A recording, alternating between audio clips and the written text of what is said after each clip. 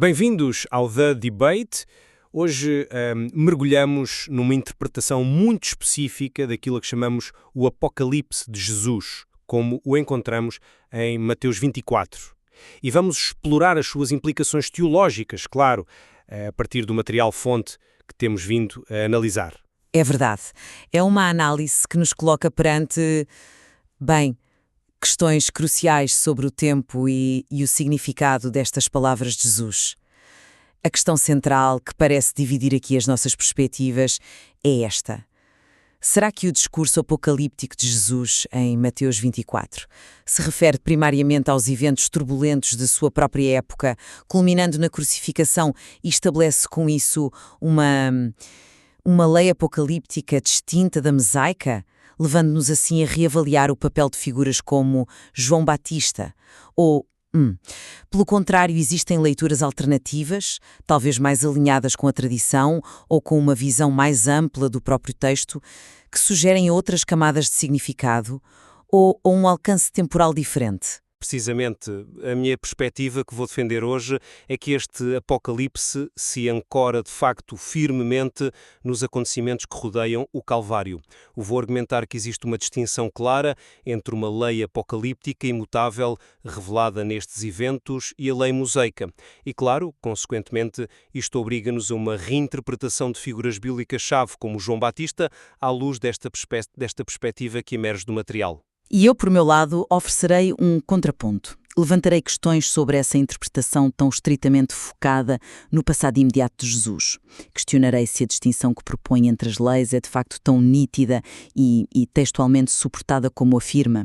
E desafiarei as reinterpretações que considero radicais de figuras bíblicas, argumentando que as leituras mais tradicionais podem ter, na verdade, mais peso e que o texto pode conter significados que vão para além do contexto imediato da crucificação. Começo então por afirmar a minha posição central.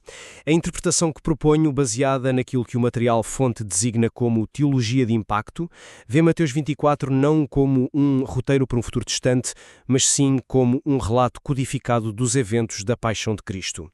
Defendo que as chaves para entender este texto estão na reinterpretação de termos específicos no contexto imediato de Jesus e, fundamentalmente, na distinção crucial entre a lei apocalíptica, a palavra imutável de Yahweh sobre os eventos finais e a lei mosaica.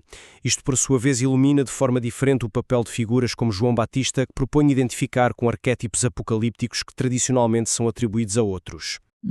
A minha posição parte de uma interrogação a essa leitura tão focada no passado. Embora reconheça, claro, que os eventos da paixão são centrais, questiono se eles esgotam o significado de todo o discurso de Mateus 24. Penso que a distinção entre as leis, tal como a apresenta, pode ser mais ténue do que parece, vendo antes continuidade e cumprimento na ação de Jesus. E considero que as reinterpretações de figuras como João Batista, identificando-o, por exemplo, com o Leão de Judá, são ousadas, mas carecem, ao meu ver, de um suporte textual mais explícito e consensual, afastando-se muito de interpretações historicamente estabelecidas. A minha abordagem procura, portanto, manter um diálogo mais aberto com a complexidade do texto e, claro, com a riqueza da tradição interpretativa. Excelente. Vamos então ao cerne da questão, começando pela natureza e pelo tempo do Apocalipse de Jesus em Mateus 24. Eu sustento que a compreensão passa por ler as palavras gregas no seu contexto mais imediato. Quando Jesus fala de polemos, não se refere a guerras mundiais futuras, mas sim às disputas, aos conflitos e às altercações que o rodeavam e que levaram ao seu julgamento. A etnose não são nações distantes, mas as multidões, os grupos de pessoas ali presentes, envolvidas naqueles acontecimentos.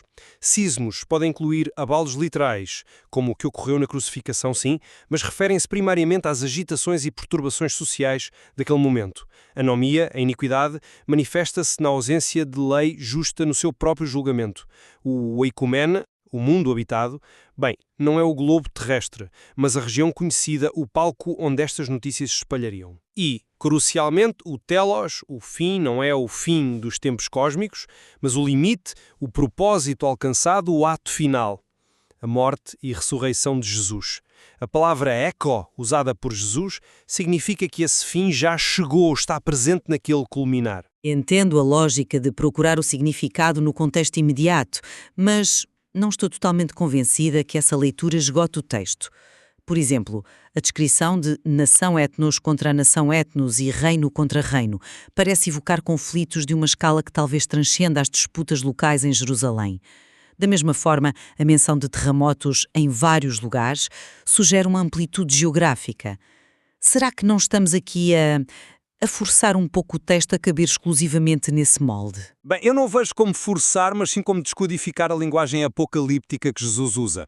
Quanto à abominação da desolação mencionada, a interpretação tradicional liga ao templo. No entanto, a perspectiva que defendo, baseada no material, sugere que o templo era visto mais como um centro financeiro. O verdadeiro lugar santo, separado, era o Calvário, fora da cidade. E a abominação que causa desolação é o próprio Cristo na cruz, feito maldição por nós, exposto naquele lugar. É uma imagem teologicamente poderosa e muito contextualizada. Jesus faz ao profeta Daniel, cujas profecias sobre a abominação desoladora foram historicamente interpretadas em relação a eventos de profanação do templo, seja por Antíoco Epifânio, seja posteriormente pelos romanos. Descartar essa ligação histórica e textual parece-me problemático. Não poderiam existir aqui camadas de significado ou cumprimentos múltiplos? Reduzir tudo apenas à crucificação, por mais central que seja, arrisca simplificar um discurso que pode ser bem mais complexo. Essa complexidade leva-nos diretamente ao segundo ponto crucial, a distinção entre a lei mosaica e o que o material chama de lei apocalíptica.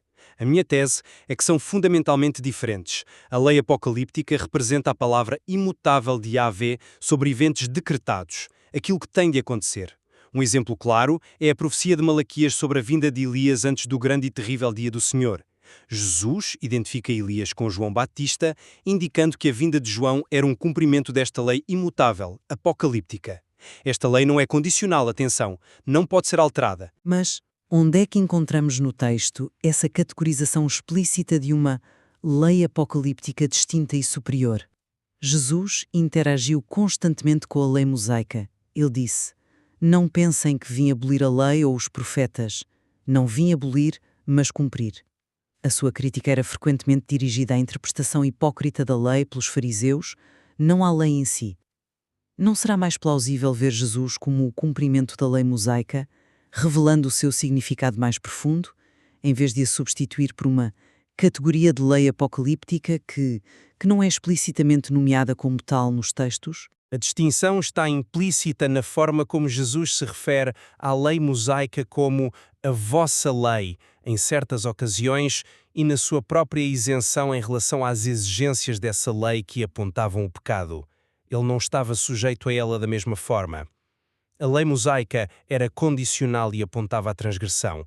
A lei apocalíptica, por outro lado, decreta eventos inevitáveis. Quando Jesus diz que veio cumprir a lei, refiro-me ao cumprimento destes decretos apocalípticos imutáveis. Veja o batismo de João.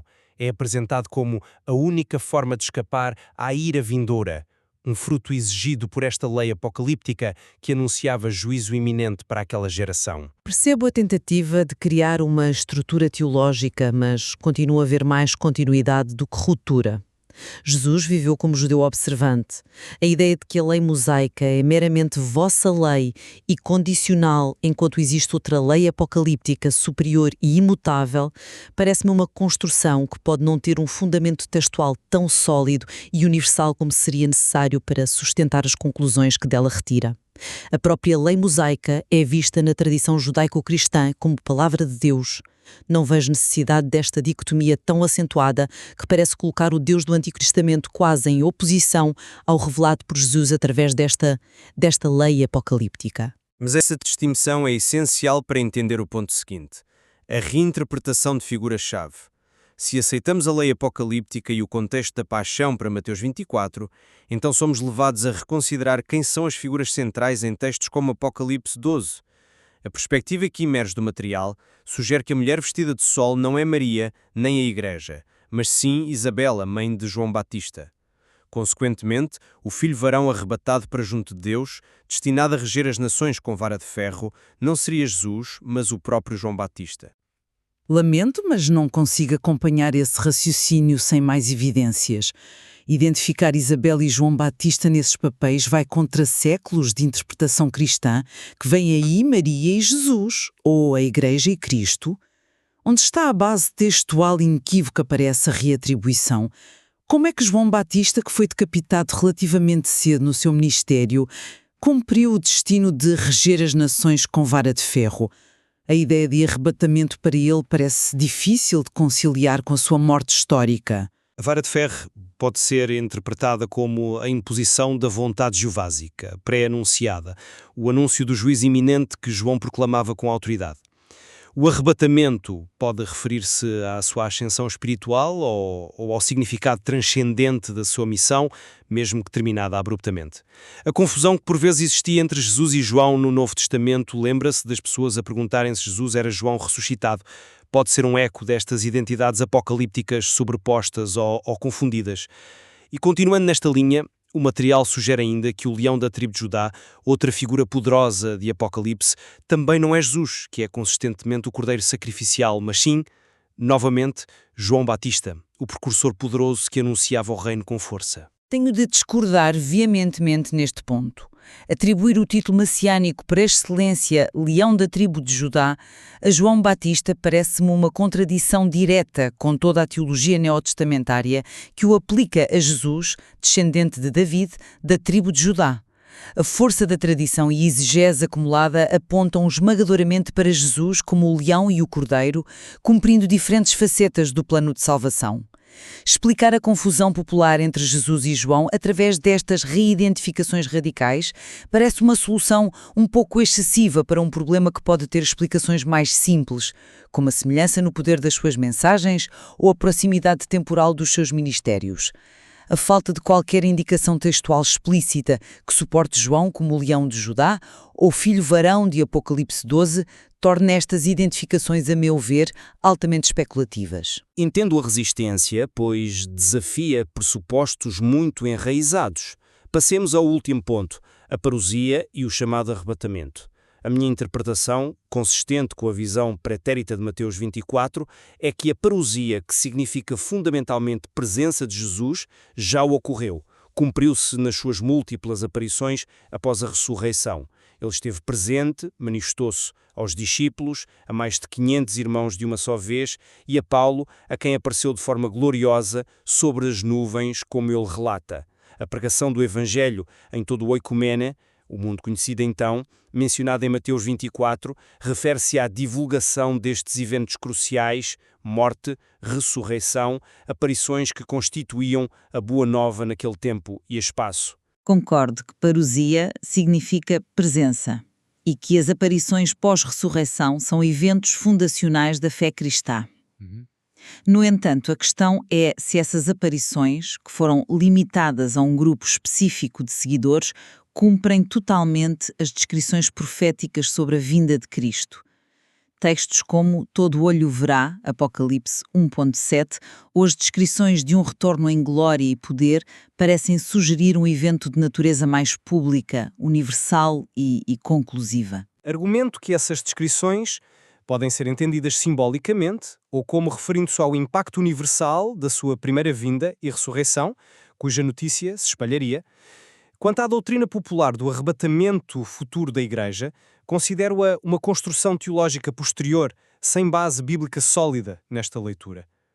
A última trombeta, de que Paulo fala em 1 Coríntios 15, não anunciaria um rapto coletivo pré-tribulacional, mas sim o momento da morte individual de cada crente, o último suspiro terreno, seguido do encontro imediato com Cristo nos ares, ou seja, na esfera celestial. Bem, embora eu também tenha reservas sobre interpretações excessivamente literalistas e cronogramas detalhados do fim dos tempos e do arrebatamento, tal como popularizados por algumas correntes, a sua conclusão parece-me igualmente radical no sentido oposto. Negar completamente qualquer dimensão futura e coletiva da parousia ou da reunião final dos crentes com Cristo parece fechar a porta a uma esperança escatológica que tem sido central para a fé cristã ao longo dos séculos. As aparições pós-ressurreição foram uma manifestação da parousia, sem dúvida, Mas serão elas o cumprimento final e exaustivo de tudo o que foi prometido sobre a vinda do Senhor? A linguagem de Paulo sobre a trompeta, a ressurreição dos mortos em Cristo e o encontro nos ares, mesmo que não interpretada de forma simplista, parece manter uma dimensão futura e corporativa que não me parece ser facilmente reduzível apenas à morte individual. Em resumo, a perspectiva que apresentei, baseada na análise de material-fonte, aponta para um apocalipse de Jesus centrado nos eventos da sua paixão, morte e ressurreição.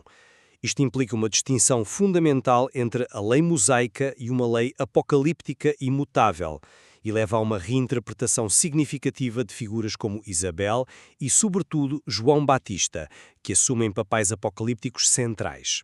A parousia, a presença de Cristo, já se realizou plenamente nas suas aparições pós-ressurreição, tornando desnecessária a espera por um arrebatamento futuro nos moldes tradicionais. Por minha parte, reafirmo as minhas reservas.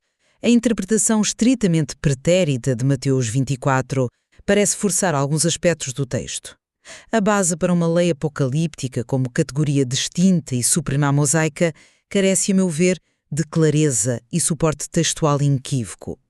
As reidentificações de figuras como João Batista com o leão de Judá ou o filho varão de Apocalipse 12 parecem contrariar evidências textuais e tradicionais fortes, tornando-se, quanto a mim, especulativas.